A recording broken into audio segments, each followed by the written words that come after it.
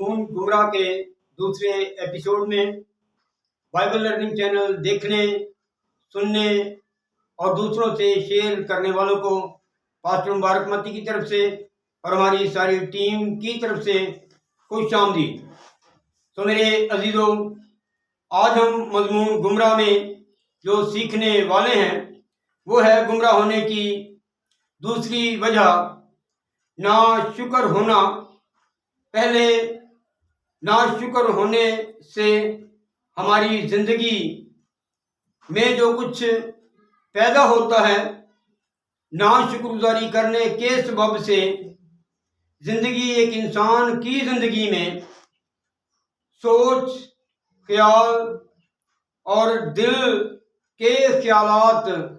کو یہ چیز سب سے پہلے چھوتی ہے اور ان چیزوں کے اندر خدا سے بدگمانی کو پیدا کرتی ہے۔ اور میرے عزیزوں، یعنی ایک انسان کیسے گمراہ ہوتا ہے، اس کو سیکھتے ہیں۔ اور اس کی پہلی وجہ میں بیان کر چکا ہوں کہ کتاب مقدس کو نہ پڑھنے، اس سے ناواقفیت اور اسے پڑھنے کے طریقہ کار بتا چکا ہوں پہلے ایپیسوڈ میں۔ ہم کس طرح کتاب مقدس کو پڑھیں، خدا کے کلام کو پڑھیں،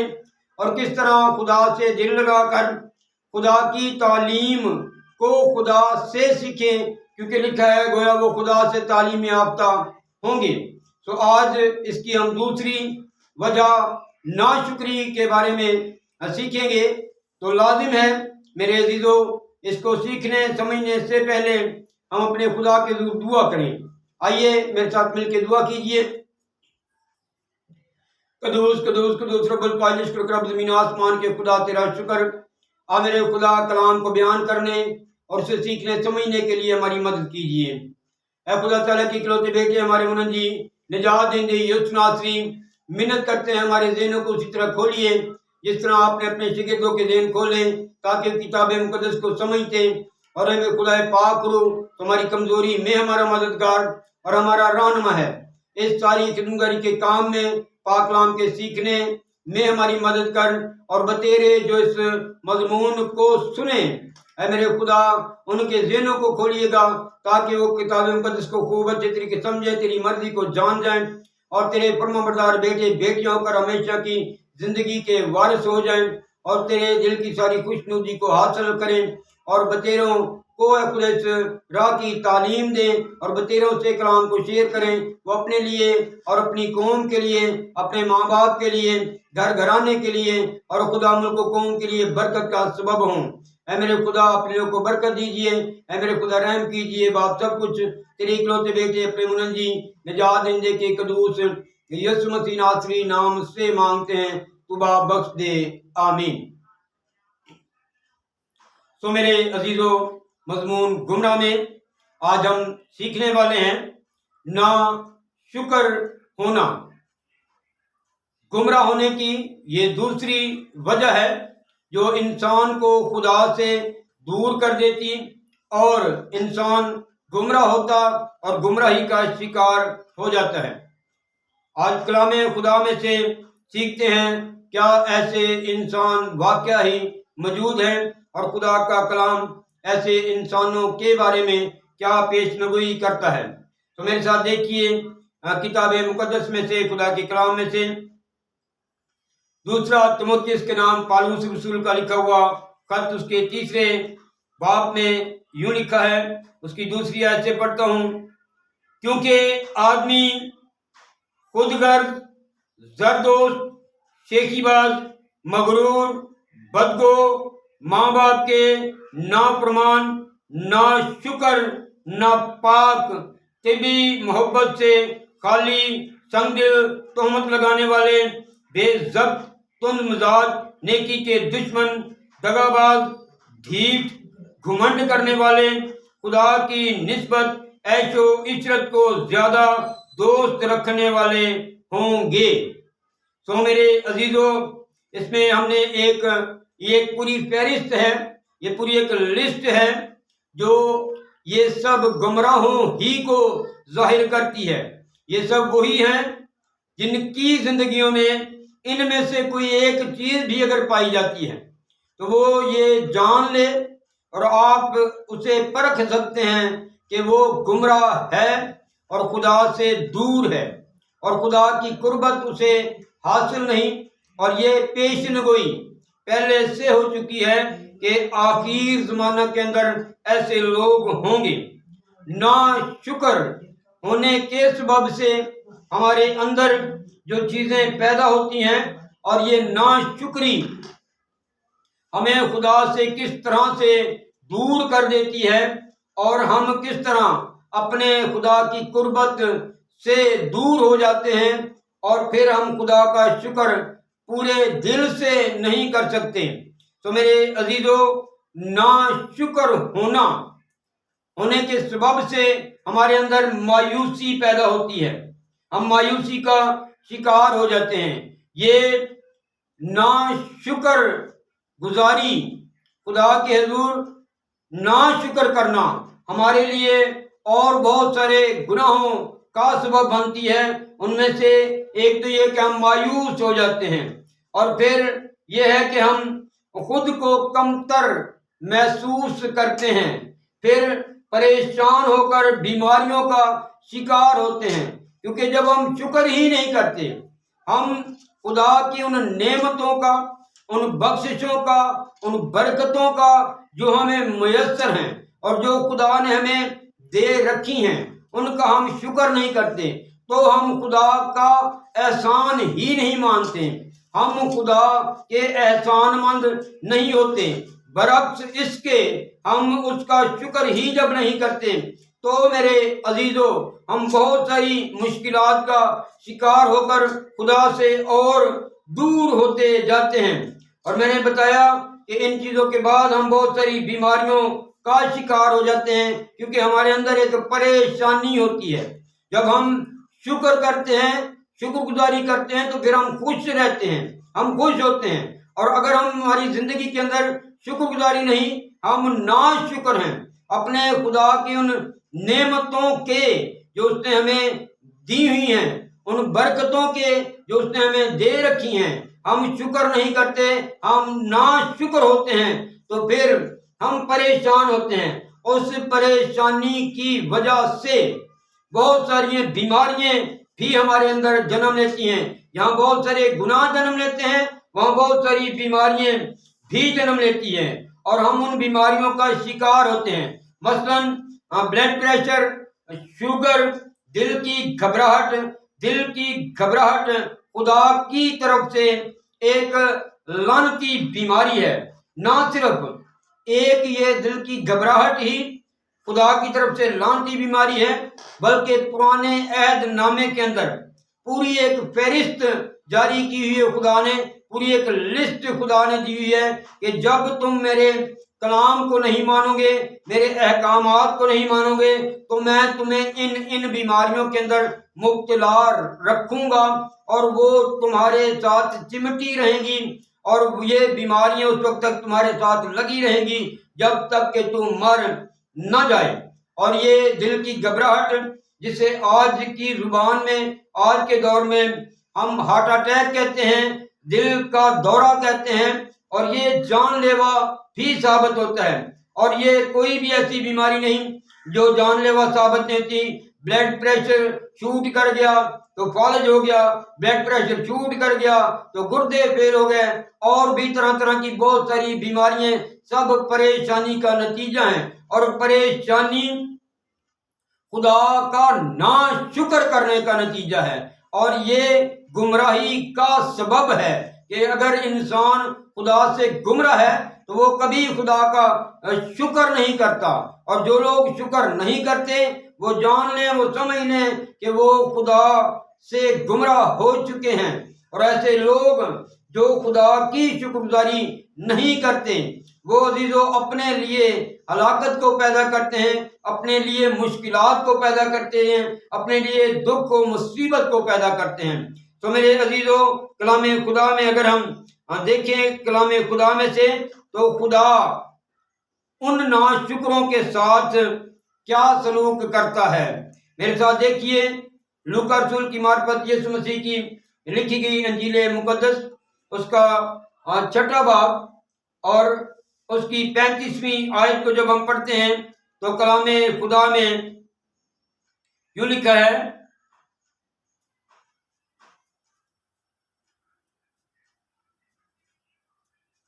मगर तुम अपने दुश्मनों से मोहब्बत रखो और भला करो और बगैर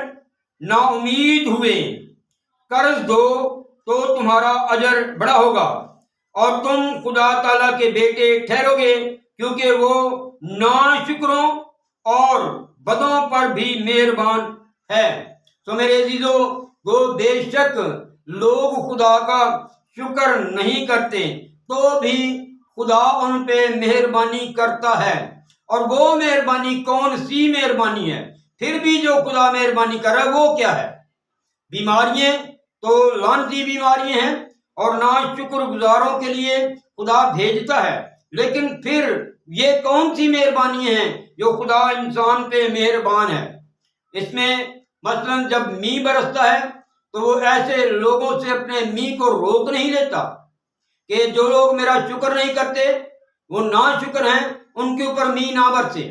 उनके इलाके के अंदर मींह ना बरसे। और खुदा ऐसा कर सकता है, रोक सकता है मींह को। मिस्र के अंदर खुदा ने ऐसा किया कि एक इलाके के अंदर तो बहुत ज्यादा बारिश हो रही है, ओले गिर रहे हैं, आग और ओले पड़ रहे हैं, और दूसरी तरफ बिल्कुल पुरसुकूनी है। एक तरफ अंधेरा है लेकिन खुदा की कौम बनी इस्राइल पे तो रोशनी है, वो अंधेरे में मुब्तला नहीं, लेकिन मिस्री अंधेरे का शिकार हैं। तो मेरे अजीजों, ना तो खुदा अपने मींह को उनसे रोकता है, बरसात को नहीं रोकता, और फिर सूरज की रोशनी को नेकों और बदों दोनों पे, शुक्रगुजारों और ना शुक्रों दोनों पे बरसाता है। बारिश को और सूरज की रोशनी दोनों के लिए यकसा मुयस्सर है। और फिर खुदा ने वादा किया है और अपने वादे को पूरा करता है। बेशक के इंसान भूखा उठता है लेकिन खाकर शेर होकर सोता है, क्योंकि इसका वादा भी खुदा ने किया, क्योंकि वो इंसान के लिए रिज़्क़ को पैदा करता है, अपनी मुट्ठी खोलता और हर एक को अनायत करता है। बेशक कोई खुदा का शुक्र कर रहा है या खुदा का शुक्र नहीं कर रहा, लेकिन नाशुक्री हमारे लिए अपने लिए वबाले जान है और हमारी हलाकत का सबब है। और उसके सबब से, खुदा का नाशुक्र करने के सबब से हम गुमराह होते हैं, गुमराह हो सकते हैं और बहुत सारे गुनाहों में मुब्तला हो सकते हैं। तो मेरे अजीजों, शुक्रगुजारी के तल्लुक से खुदा का बंदा पालूस खुदा के कलाम में क्या बयान करता है कि हमारी जिंदगी किस तरह शुक्र से भरी होनी चाहिए। तो मेरे अजीजों, हम कलाम खुदा में से देखते हैं पालूस रसूल का लिखा हुआ खत कुदसियों के नाम, उसके दूसरे बाब की 6ठी आयत से पढ़ रहा हूं। कलाम खुदा में हमें यूं मिलता है, बस जिस तरह तुमने मसीह यस्सु खुदावंद को कबूल किया उसी तरह उसमें चलते रहो। 7वीं आयत, और उसमें जड़ पकड़ते और तामीर होते जाओ, और जिस तरह तुमने तालीम पाई उसी तरह ईमान में मजबूत रहो और खूब शुक्रगुजारी किया करो। किस तरह से हमने शुक्रगुजारी करनी है? कलाम खुदा में लिखा है खूब शुक्रगुजारी किया करो। ये नहीं कि थोड़ी बहुत शुक्रगुजारी से काम नहीं चलता, बल्कि खूब हमें शुक्रगुजारी करनी है। शुक्रगुजारी करने के सबब से ही हम यीशु मसीह में जड़ पकड़ सकते हैं। और मसीह यीशु में जब खुदा की हमारे लिए बनी नौ इंसान के लिए यही मर्जी है कि हम खुदा की खूब शुक्रगुजारी करें, उन नेमतों की, उन बरकतों की, उन बख्शों की, उन बहुत सारी दी हुई बरकत की हम अपने खुदा के हुजूर शुक्रगुजारी करते रहें। मेरे साथ एक और हवाला देखिए, दूसरा थस्सलुनीकियों के नाम पालूस रसूल का लिखा हुआ खत, उसका पहला थस्सलुनीकियों उसका 5वां बाब اور جب ہم اس کی 18ویں آیت کو پڑھتے ہیں تو کلام خدا میں یوں لکھا ہے، ہر ایک بات میں شکر گزاری کرو، کیونکہ مسیح یسوع میں تمہاری بابت خدا کی یہی مرضی ہے۔ خدا کی ہمارے لیے مسیح یسوع میں جو مرضی ہے وہ یہ ہے کہ ہر ایک بات میں، اب ہر ایک بات میں